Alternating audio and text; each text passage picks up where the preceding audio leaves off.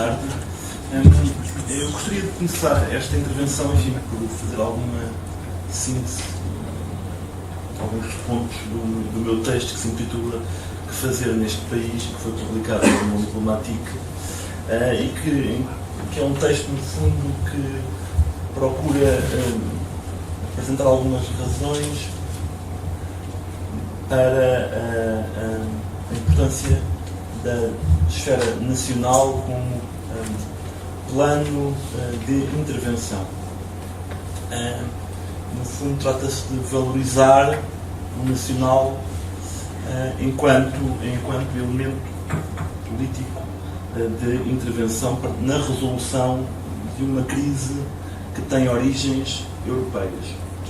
ou seja, que é o produto de uma arquitetura institucional. Está presente ao longo de vários artigos.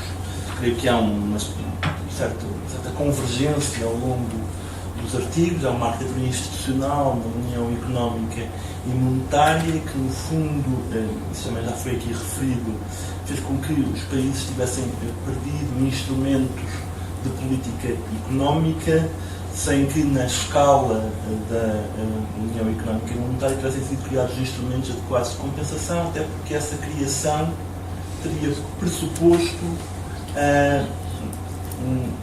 aprofundamento de uma união política que subjaz a qualquer união orçamental, a qualquer união bancária, e, portanto, pressuporia transferir para a escala da moeda todo o aparato que tinha sido construído à escala nacional. Esta assimetria que foi criada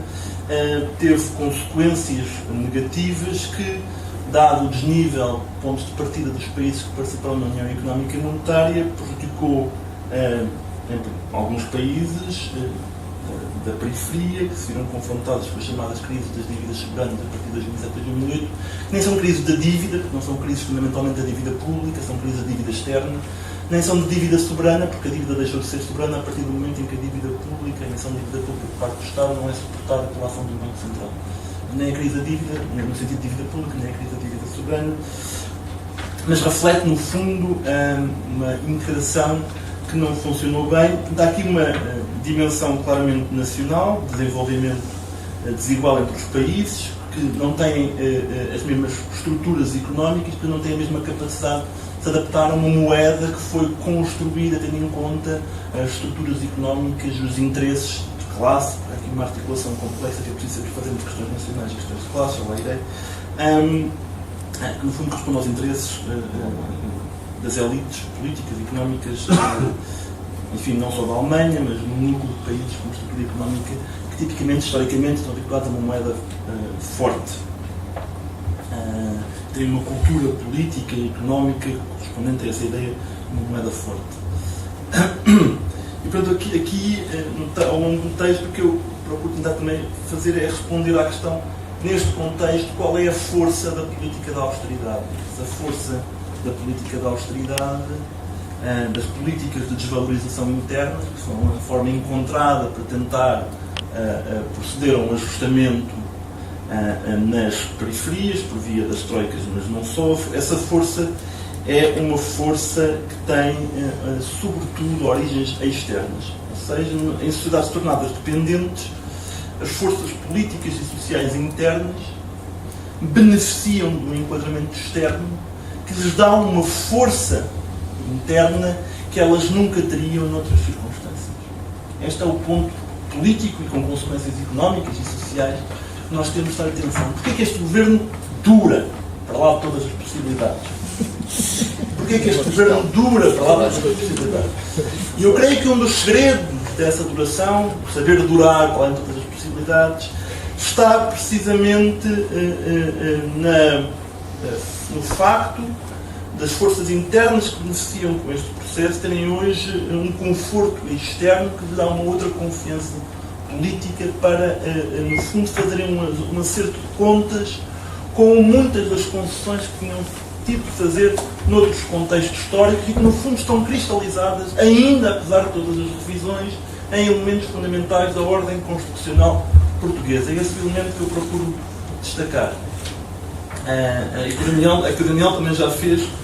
referência. Essa é a força essa é a força desta política. E essa força está inscrita, no fundo, num conjunto, está inscrita em políticas, está inscrita em correlações de forças, está inscrita em regras de organização de um espaço a múltiplas escalas, que favorece, que está desenhado para favorecer um conjunto de políticas que são as chamadas políticas de desvalorização interna, em que, no fundo, perante a ausência de instrumentos de política, os países são, aos governos, é imposto e eles aceitam. Portanto, os governos que tendem a perpetuar-se no poder são aqueles que aceitam. Políticas que passam por encetar processos de fortíssima desvalorização salarial, e que o mecanismo central é a da desregulamentação do mercado de trabalho e do desemprego, de redução do salário indireto por via da destruição do Estado social. Por isso é que, enfim, nós observamos uma escalada das taxas de desemprego que fazem com que a taxa de desemprego seja hoje o dobro do máximo histórico registrado no país antes da adesão ao euro. É preciso, eu vim com este ponto muito claramente, porque aqui nós temos uma articulação entre as dimensões, enfim, nacionais, porque há aqui um desenvolvimento desigual, visível nos diferentes níveis de desemprego, que tem obviamente consequências em termos sociais e de consciência política, desigual. Há países que têm taxas de desemprego de 5%, outros têm 20%, isso faz toda a diferença. Estas políticas têm estas dimensões, elas estão construídas para alterar profundamente o funcionamento interno das economias políticas nacionais, por via da desregulamentação, por via da destruição do Estado Social e por via, no fundo, de um dos principais pontos de interesse da Troika, se repararem, que é, no fundo, um dos indicadores que a Troika presta mais atenção, é o grau de cobertura da contratação coletiva. A contratação coletiva é uma das coisas que a Troika presta muita atenção. E o desmantelamento progressivo das formas de contratação coletiva. Portanto, a desvalorização interna, ela tem, porque mexe nas regras do jogo, ela tem consequências que vão deixar um lastro bastante grande. Dito isto, a constatação que eu faço é a seguinte: nós hoje temos um consenso, creio eu, um bom consenso, entre as forças de esquerda, enfim, que um consenso entre as forças de esquerda que não desistiram, enfim, não estou aqui a falar necessariamente em termos partidários, que é o seguinte: bom, um dos principais mecanismos através dos quais está a ser imposto este garrote, tem esta dimensão de classe que eu aqui já referi, é a dívida. A dívida, não só a dívida pública, mas a dívida externa. Portanto, o instrumento a que o país vai ter de recorrer inevitavelmente é, no fundo, dizer aos credores, a Troika, representando os credores, a Troika, aliás, é um mecanismo de socialização das dívidas privadas, transformando-as em créditos oficiais das instituições, portanto, dos países, dizer à Troika que esta dívida que este memorando não está a funcionar, que esta dívida não é pagável, que ela tem de ser reestruturada, usando os instrumentos ao serviço dos devedores, aliás, num padrão, estudando estes processos na Grande Depressão, em torno do padrão ouro, isto já estivemos aqui, no fundo, também. Aliás, o euro tem notáveis semelhanças com o padrão ouro, até nos dilemas políticos que está criando. Não é por acaso, aliás, que há imensa gente a estudar o padrão ouro hoje, a fazer analogias entre o euro e o padrão ouro, porque o tipo de ajustamentos, com semelhanças e com diferenças, é muito semelhante. O tipo de políticas depressivas, deflacionárias que impõe, é muito, muito semelhante e, portanto, o tipo de respostas de ruptura com esta ordem, à escala nacional, pode também ser potencialmente semelhante. E o que eu digo, então, é no dia, e esse dia, tínhamos esperança, chegará, em que for eleito um governo que prometa aos cidadãos um ponto de partida para a sua ação política, a denúncia do memorando e a reestruturação da dívida, os cidadãos elegem um governo, enfim, também elegem eurodeputados, mas esses não têm os poderes que os governos ainda beneficiam, nomeadamente o poder de estar articulado com tradições enraizadas de participação política, onde elas ainda existem com suficiente força. Um governo que pretenda denunciar o memorando, reestruturar a dívida, portanto, um governo que responda à chantagem, será confrontado com aquilo que o governo cipriota já foi o governo que levou mais longe este esforço para responder à pressão dos credores, será confrontado com uma carta do Banco Central Europeu, que lhe dirá, dentro de 2, 3 dias, o Banco Central Europeu congela o financiamento ao sistema financeiro nacional. E esse governo terá de tomar uma decisão. Cede, portanto, viola o seu compromisso com o eleitoral, ou responde à pressão. E quando eu costumo, em termos normativos, eu digo, a saída do euro é uma condição necessária e não é suficiente, mas mais do que isso, independentemente da discussão que nós podemos fazer sobre os custos e benefícios, que eu acho que é sempre possível uma discussão racional, mesmo em termos, desde que nós não tenhamos a pretensão nessa discussão de estarmos rigorosamente errados. No sentido em que, desde que não tenhamos a pretensão de podermos, independentemente da posição, com rigor e exatidão, de identificar os custos e benefícios, porque há uma margem de ignorância e de novidade, mas vale estar vagamente certo. Tentarem escrutinar que padrões é que podem emergir e como é que havemos de dar resposta. E, portanto, o que eu digo é, se isso acontecer, se esse governo for eleito e responder à chantagem, a saída do euro torna-se praticamente inevitável no atual enquadramento. É um exercício de futurologia, mas creio que há mecanismos que nós podemos antecipar mais do que suficientes. Já não falo mecanismos só de ordem política e que partem da decisão política de instituições, seja nacionais, seja europeias. Eu já nem falo dos elementos de ordem espontânea, digamos assim, ou de caos espontâneo, se quiserem. Ou seja, com que um governo é, por antecipação, confrontado a partir do momento em que se sabe que um governo com aquela natureza será eleito, nomeadamente a fuga de capitais. Aliás, nós tivemos esse processo na Grécia com a incerteza em torno da eleição de Siriza. Que é um governo um partido que inscreva a reestruturação da dívida e a denúncia do memorando, a sua agenda, eu creio que esses são passos indispensáveis para tentar romper, à escala em que é necessário, essa pressão que é exercida, que o Daniel já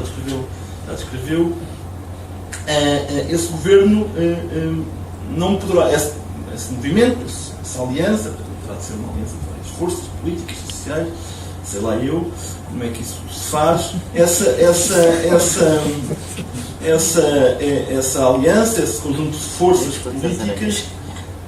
tem de ser muito sério na avaliação das consequências dessa proposta, mesmo que considere que a avaliação sobre a saída do euro tem demasiadas incógnitas e tem custos que até se podem sobrepor aos benefícios. Eu não partilho essa opinião. Eu sou da opinião que é possível identificar um conjunto suficientemente grande de benefícios, mesmo numa saída desordenada do euro, porque há várias modalidades. Quer dizer, a modalidade mais racional era os países reunirem-se todos numa grande conferência e decidirem que isto não funciona. Não se ficou ninguém desmantelar o euro, porque permitia passar logo as dívidas, permitia, do ponto de vista legal, resolver todo um conjunto de questões que surgirão sobre a denominação das dívidas, com uma grande reestruturação, mas aqui este problema é análogo ao do federalismo. O problema da saída ordenada é análogo ao problema do federalismo. Ele pressupõe, da parte dos atores políticos, um grau de coordenação, de racionalidade, mas uma racionalidade que não é sequer dos humanos. Eu, aliás, acho que essa pressupõe quase atores platónicos, digamos assim, que estejam para lá das pressões políticas que em cada contexto nacional e não só são em cada momento geradas. Portanto, como a política tem é uma intervenção consciente no caos inconsciente das coisas, não é? É muito difícil fazer este planeamento racional e ordenado da saída do euro. Mas é possível, apesar de tudo, identificar graus de cooperação que tornam mais ou menos difícil a saída. Creio que qualquer saída do euro, qualquer governo terá de imitar os Cipros no sentido de instituir controle de capitais, O controle de capitais é uma medida absolutamente indispensável, já tem efeitos, no sentido em que o controle de capitais controla, de facto, capitais, não impede todas as fugas de capitais, mas tem impacto, caso contrário não seriam tão contestadas, há experiências históricas suficientes e nós próprios, enfim, há de haver no Banco de Portugal que ainda tenha memória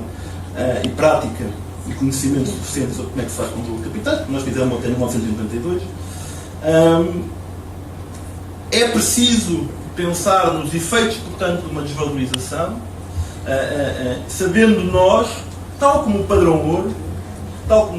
ouro, que as desvalorizações, e os países que mais cedo saíram do padrão ouro, nós sabemos isso, foram os países que conseguiram ativar mais facilmente políticas de recuperação económica, não só pelo efeito da desvalorização, em termos de competitividade de preço, mas também pelo facto de recuperarem uma certa margem de manobra do ponto de vista da condução da política monetária e do financiamento ao Estado, que permitiu políticas de expansão e algum tipo de políticas de proteção, porque não duvido, acho que mesmo do ponto de vista histórico, está aqui o Ricardo Manha pode confirmar ou contestar esta tese, um dos grandes constrangimentos com que as políticas de expansão do pós-25 de Abril foram logo confrontadas foi com o constrangimento precisamente da balança de pagamentos. Aliás, creio, em termos de história contrafactual, que se a história poderia ter sido diferente se o país tivesse feito uma desvalorização cambial antes de ter sido imposto por fora. Por razões diversas, ela não foi feita, enfim. Mas essa é uma questão que podemos discutir. Mas nós aqui somos confrontados, de facto, com esta questão. Eu só terminava, então, com um outro argumento, que é, de facto, uma outra mensagem. A questão da dívida é, do ponto de vista político, na minha opinião, e vários textos refletem isso, a questão pela qual nós devemos partir politicamente na construção de alianças políticas. Ela tem hoje impactos, ela articula a questão nacional com a questão social, se quiser. Ela reflete a dependência do país, mas também as questões de classe, porque há setores, nomeadamente os trabalhadores, que estão sendo atingidos por via das políticas de austeridade justificadas em nome da correção de uma dívida que nunca é corrigida, por causa da natureza contraproducente das políticas de austeridade, mas cujo efeito realmente é estabelecer uma transformação, vai deixar um lastro profundo, porque ela é institucional, está nas regras, das relações entre capital e trabalho, por um lado, mas também entre diferentes frações do capital. A capacidade que o setor financeiro tem de, apesar de tudo, prosperar neste contexto, basta ver os indicadores de subscrição de PPRs por parte das indústrias de seguros, que reflete, obviamente, a consciência do Estado da Segurança Social neste contexto, é absolutamente devastadora. De alguma forma, a questão financeira torna-se primordial para